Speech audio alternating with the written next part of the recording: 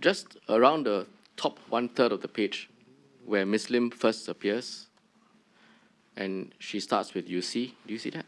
Yes, I do. Yes. She says, "You see, it never crossed my mind, and I cannot fathom this possibility that Pritam would have given her the option to choose between telling the truth or continuing the lie. That never crossed my mind, and I do not believe it to be true." So when she comes and says, I don't think I want to tell the truth, I think it's just her. It's nothing to do with Mr. Singh at all. Ms. Lim says that it's not fathomable that you would have given Ms. Khan a choice. But based on these notes on the 29th of November, it would appear that you gave her a choice, of course, in the context in which it is used. Would you agree? In the context in which it is used, yes. Yes, but would you agree that one reasonable construction or interpretation from Ms. Khan on the 3rd of October would be that she would be given a choice as to whether to tell the truth or to continue with the lie? Mr. Tong, I didn't tell her on the 3rd of October that it is your call to make. I didn't say that to her. I told her that she would have to take ownership and responsibility. On the notes written by Ms. Lim, yes, indeed, I would have put the question to Ms. Khan in that manner.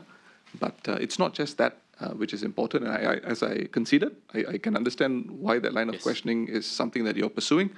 You also have to see what comes after that, which is, I understand. You can't tell a lie, right? So I think it was I wouldn't want to use the word abridged, but I had just put the matter across to Ms. Khan at the DP in that manner. Right. So you're saying that despite the way in which you had phrased the question on the 29th of November to Ms. Khan, you didn't use those words. That's right. On the 3rd of October. On the 3rd of October. If you didn't use those words, how would you have conveyed to her that it was your call? Why would you say to her on the 29th of November that it was your call? I think it was in the context of how she was responding to us. I mean, that whole meeting on the 29th was a meeting where she was just continually crying and crying and crying.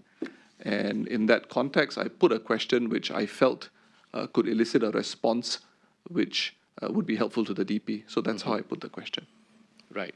And so you're not saying that you had phrased it in this way, but would you not accept that the way in which you had characterized how you left Ms. Khan on the 3rd of October after the meeting and your frame of mind about how sure she was that she would come and tell the truth would be quite a different characterization from the words "your call" taken in the context of the notes on the 29th of November? To the extent that you're making the comparison, I would agree. Yes. In the course of, I think I must have shared something like about 100 pages of documents to the committee of communication, I think 1 or 2 emails, 1 email at least.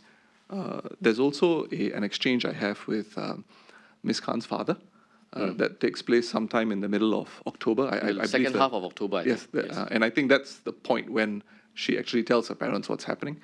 And ownership and responsibility are quite a major part of my message to Mr. Khan. And I think those words were really the central focus of what I expected Ms. Khan to do had the matter come up.